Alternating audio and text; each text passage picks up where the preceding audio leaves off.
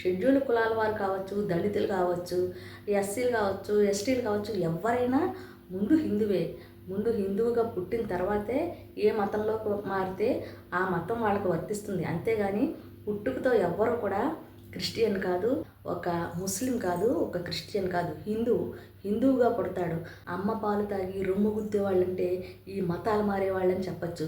మన నేల మీద, మన గడ్డ మీద పుట్టి, మన భూమి మీద పండిన పంట తింటూ, ఇక్కడ మన భూమిలో భూగర్భ జలాల నుంచి ఊరిన మంచినీరు తాగుతూ ప్రాణాలు నిలబెట్టుకుని వీళ్ళు చేసే దేశద్రోహం, భరతమాతకు చేసే ద్రోహం, మన దేశానికి చేసే ద్రోహం ఏంటంటే ఈ మతాలు మారడం అన్నమాట.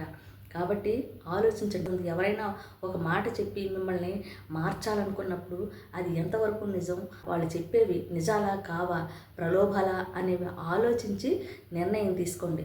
హిందువుగా పుట్టినవాడు హిందువుగా చస్తేనే గౌరవం, మర్యాద, మన పుట్టుకకి ఒక అర్థం.